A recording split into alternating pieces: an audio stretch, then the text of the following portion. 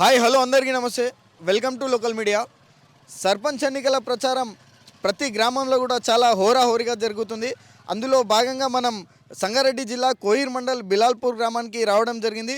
BRS party sarpanch అభ్యర్థిగా మమతా గారు ప్రచారంలో కొనసాగుతూ ఉన్నారు. ఒకసారి వారి మాటల్లో అడిగి తెలుసుకుందాం.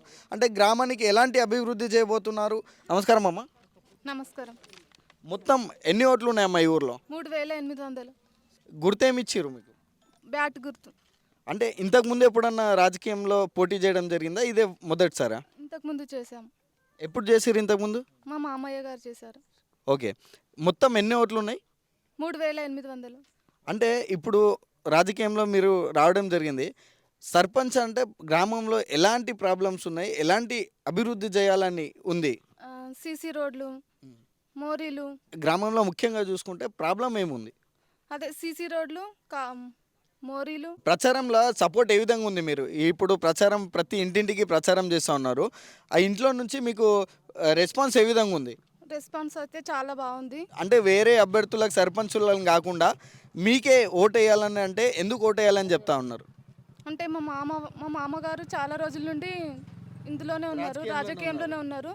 దానివల్ల మాకు కూడా అవకాశం వచ్చింది. చాలా డెవలప్ చేసింది మా మామగారు కూడా ఊర్లో. ఇంకా మండల్ లెవెల్లో కూడా మా మామకు చాలా పేరుంది. మా మామగారు ఊర్లో కానీ చాలా మండల్లో కానీ చాలా మంచి పేరుంది. అభివృద్ధి కార్యక్రమాలు కూడా చాలా మంచిగా చేశారు. వాళ్ళ మామగారు కూడా మనతో పాటు ఉన్నారు. ఒకసారి వారి మాటల్లో కూడా అడిగి తెలుసుకుందాం. అంటే గ్రామానికి ఇప్పటి వరకు ఎలాంటి అభివృద్ధి చేపట్టారు, ఇప్పుడు ఇకపై ఎలాంటి అభివృద్ధి చేపట్టబోతున్నారు అనే విషయాలు కూడా పూర్తిగా అడిగి తెలుసుకునే ప్రయత్నం చేద్దాం. నమస్కారం సార్. లోకల్ మీడియా వారికి ప్రత్యేకంగా ధన్యవాదాలు. ఈరోజు మేము ఒకటే ఆలోచిస్తున్నాం.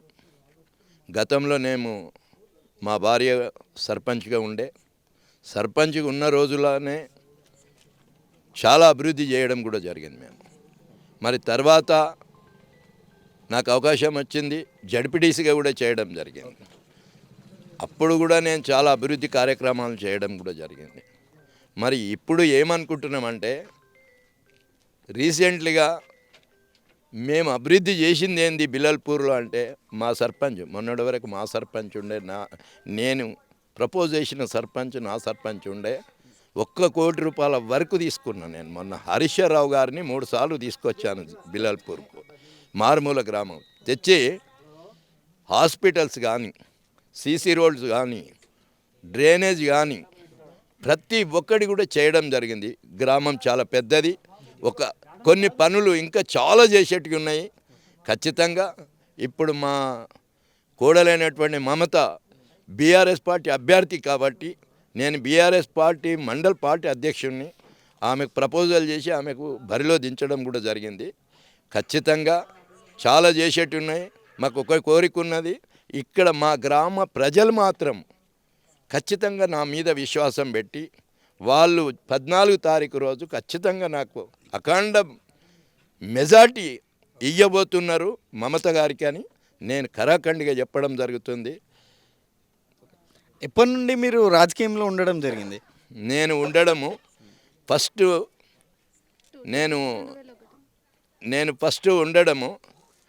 నేను ఒక ఎంప్లాయీగా పనిచేశాను, యూనియన్ లీడర్గా కూడా పనిచేశాను. సో ఫ్యాక్టరీలో జనరల్ సెక్రటరీ ఏదో అక్కడి నుంచి మొదలైంది నా రాజకీయము. తర్వాత ఒక వార్డు మెంబర్, గ్రామ పంచాయతీ వార్డు మెంబర్గా కూడా చేశాను. దాని తర్వాత అవకాశం వచ్చింది సర్పంచ్గా చేశాను. తర్వాత అవకాశం వచ్చింది జడ్పీటీసీగా చేశాను. ప్రజల ఆశీర్వాదం. అంటే ఒకే పార్టీ నుండి ఉన్నారా మొదటి నుంచి కూడా? నేను టీడీపీ పార్టీ అభ్యర్థి. టీడీపీ పార్టీ నాది. ఆ టీడీపీ పార్టీ లోపలనే జడ్పీటీసీగా అయ్యాను నేను. తర్వాత టీడీపీ పార్టీ గురించి మీకు తెలుసు. అది కాందడు, మేము ఎప్పుడైనా కాంగ్రెస్కు యాంటీ వ్యక్తులము, కాంగ్రెస్ నమ్మేదే లేదు. కాబట్టి తర్వాత బీఆర్ఎస్ పార్టీ వచ్చింది. బీఆర్ఎస్ పార్టీ రావడం, నేను జాయిన్ కావడం కూడా కారణాలు ఉన్నాయి. కేసీఆర్ గారు నాకు అతను ట్రాన్స్పోర్ట్ మినిస్టర్ ఉన్న రోజే నర్సింహ్లో, బిలాల్పూర్ నర్సింహ్లో అనేది గుర్తింపు ఉన్నది. అతన్ని ఇక్కడ బెడంపేట విలేజ్కి తీసుకొని వచ్చినాం మేము. అప్పుడు కోయిర్లో ట్రాన్స్పోర్ట్ మినిస్టర్ ఉన్నప్పుడు కోయిర్లో బస్ స్టాండ్ కూడా ఓపెన్ చేయించినాం మేము. నరసింహులు గారు అని ప్రేమతో, ఇప్పుడైనా నాకు ప్రేమతో పలకరించే వ్యక్తి అతను. పార్టీ అతన్ని పెట్టడం, అందులో మేము జాయిన్ కావడం మా అదృష్టం. బీఆర్ఎస్ పార్టీ నాకు ఒక స్థాయికి తీసుకొని వచ్చింది. అంటే జడ్పీటీసీగా టీడీపీ నుంచి చేసిన నన్ను ప్రత్యేకంగా బీఆర్ఎస్ పార్టీ ప్రెసిడెంట్గా కూడా మా ఎమ్మెల్యే గారు నువ్వే ఉండాలి, బీఆర్ఎస్ పార్టీ ప్రెసిడెంట్గా నువ్వే ఉండాలి అని చెప్పి నాకు బీఆర్ఎస్ పార్టీ ప్రెసిడెంట్గా కూడా ఇవ్వడం జరిగింది. ఇప్పుడు కూడా నేను బీఆర్ఎస్ ప్రెసిడెంట్నే. ఇప్పుడు 10 సంవత్సరాలు కేసీఆర్ గారి పాలన చూసుకుంటే, ఇప్పుడు ఉన్నటువంటి రేవంత్ రెడ్డి గారి పాలన చూసుకుంటే మీకు ఎవరి పాలన బాగా అనిపిస్తుంది? అదే చెప్పబోతున్నా మీకు. నేను మీడియా మిత్రులకు ఒకటి కోరుకుంటున్నా, మీకు కూడా తెలుసు 10 సంవత్సరాలు కేసీఆర్ యొక్క పరిపాలన ఏముంది, ఈ 2.5 సంవత్సరాల చరిత్ర ఏముంది అని చెప్తున్నాను.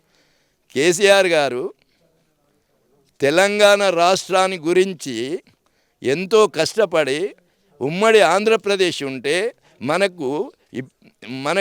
మన తెలంగాణ ప్రజలకు అన్యాయం జరుగుతున్నదని పోరాడి సావు లాస్ట్కు సావు దగ్గరికి వచ్చినంత వరకు పోరాడిన వ్యక్తి.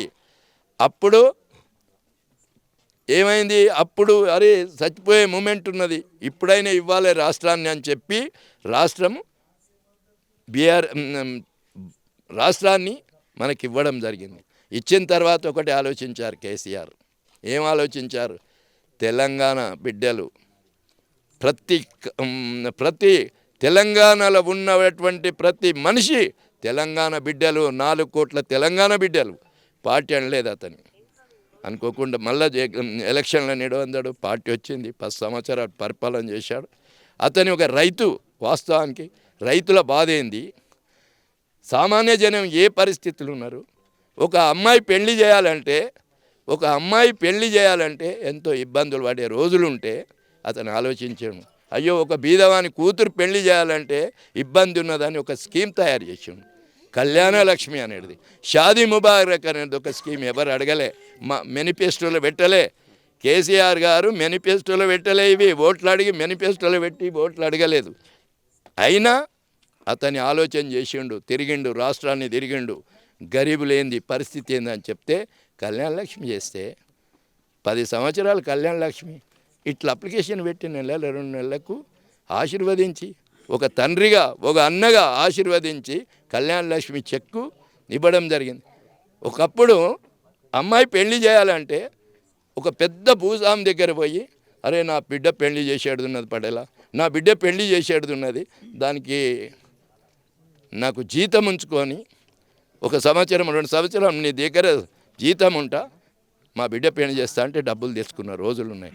ఇవన్నీ గమనించిన నాయకుడు అనేది ఒక కేసీఆర్ మాత్రమే.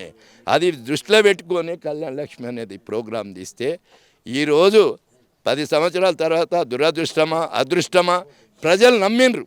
ఏమి నమ్మిండ్రు? ఈ కళ్ళబొల్లి మాటలు ఎన్నైతే స్టేజ్ల మీద చెప్పిండో, 6 గ్యారంటీలు, 420 హామీలు, ఇవన్నీ పెట్టి ప్రజలు అమాయకులు. 10 రూపాయల తర్వాత 20 రూపాయలు ఇస్తా అంటే పాపం అమాయకులు వాళ్ళు నమ్మిండ్రు. అయ్యో 20 రూపాయలు వస్తాయేమో అని ఆశతో నమ్మి ఏం చెప్తున్నారు? డిసెంబర్ 9 తారీఖు వండి, డిసెంబర్ 9 తారీఖు పోయి బ్యాంకుకు వండి 2 లక్షల రూపాయలు రుణమాఫీ అవి చెప్పిండు. 1 తులం బంగారం ఇస్తాని ఏడుంది? తులం బంగారం ఆశపడ్డారు. ఒక అమ్మాయి 18 సంవత్సరాలు నిండిన తర్వాత గృహలక్ష్మి అన్నది. గృహలక్ష్మి అమ్మాయికి 2500 ఇచ్చేయాలి, తప్పకుండా ఇవ్వాలి. కేసీఆర్ ఏం చేసిండమ్మా? వీళ్ళ గురించి ఆలోచన ఏడుంది గృహలక్ష్మి? 2000 పింఛన్ ఇచ్చిండు కేసీఆర్. ఎట్లిచ్చాడు 2000 పింఛన్? అతను ప్రభుత్వం వచ్చిన తర్వాత సీఎంగా ప్రమాణం చేసిన తర్వాత 200 పింఛన్ను కొండపోయి డైరెక్ట్ 2000 చేసిండు. 2000 చేయడం జరిగింది. అతను ఎవరు అడగలేదే, 2000 చేయి పింఛన్ అని అడగలే. మేనిఫెస్టోలో పెట్టి ఓట్లు అడగలేదు అతను. నా తెలంగాణ బిడ్డలు తెలంగాణ తెచ్చుకున్నామని ఆ ప్రేమకే ఓట్లేసి అతనికి సీఎంగా చేసిండ్రు 2 టర్ము. కానీ వాగ్దానాలు చేయలే, మేనిఫెస్టోలో పెట్టలే. 2000 పింఛన్ అయిందంటే ఎవరు అడిగిండ్రు అతనికి? అతను ఆలోచించాడు. 200 పింఛన్ లోపల వీళ్ళకి వస్తుందేంది చేస్తుందేంది అని ఆలోచించి 2000 పింఛన్ చేస్తే మన రేవంత్ రెడ్డి గారు గౌరవ ముఖ్యమంత్రి గారు ఒకటే 2000 పింఛన్ ఏంది 4000 ఇస్తున్నావు నువ్వు, మళ్ళీ 4000 ఇవ్వకపోయినా పర్వాలేదు చెప్పినావు, కానీ ఈ 2000 పింఛన్లలో కూడా 2 నెలలు ఎగగొట్టివి, 2 నెలలు ఎగగొట్టిండు. ఎస్, చూస్తున్నారు కదా రేవంత్ రెడ్డి గారి యొక్క పాలన మరియు కేసీఆర్ గారి పాలనని తన వంతుగా చాలా వివరణ ఇచ్చే ప్రయత్నం చేశాడు. అండ్ ఈ బిలాల్పూర్ గ్రామంలో మమత సర్పంచ్ అభ్యర్థి ఎవరైతే ఉన్నారో గ్రామాల్లోకి ప్రచారంలోకి వెళ్తున్నా కూడా ప్రజలు మంచి రెస్పాన్స్ ఇస్తూ ఉన్నారు. ఈసారి ఖచ్చితంగా మేమే గెలుస్తాం, బిలాల్పూర్ని కూడా చాలా మంచిగా అభివృద్ధి చేస్తామని కూడా వారు చెప్తా ఉన్నారు. ఈ యొక్క సర్పంచ్ ఎలక్షన్లో మంచి మెజారిటీతో గెలుపొంది వాళ్ళు బిలాల్పూర్ గ్రామాన్ని మంచిగా అభివృద్ధి చేయాలని మనస్ఫూర్తిగా కోరుకుంటున్నాం. బీఆర్ఎస్ సర్పంచ్ అభ్యర్థి మమత గారి యొక్క మామగారు కూడా వార్డు మెంబర్ నుండి జెడ్పీటీసీ వరకు అంచెలంచెలుగా ఎదిగి ప్రస్తుతం మన కోయిర్ మండల్ ప్రెసిడెంట్గా వాళ్ళు పనిచేస్తూ ఉన్నారు. వారి యొక్క అండదండలతో బ్యాక్ ఎండ్ ఉండి మంచిగా గ్రామాన్ని కూడా అభివృద్ధి చేస్తామని వాళ్ళు చెప్తా ఉన్నారు. గౌను గౌను గుర్తు రెండుకి వేయాలి రాధిక. అత్తమ్మ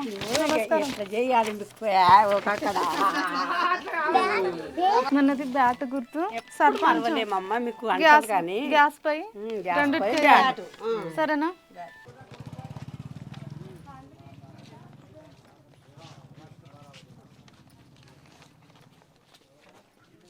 నేను సర్పంచ్గా పోటీ చేస్తున్నా.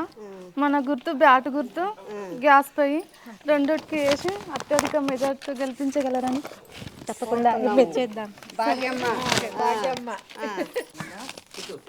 నమస్కారం. మనది బ్యాట్ గుర్తు పొయ్యి రెండుకి వేయాలి. ఇది సర్పంచ్ బ్యాట్, పొయ్యి ఏమో వార్డు మెంబర్.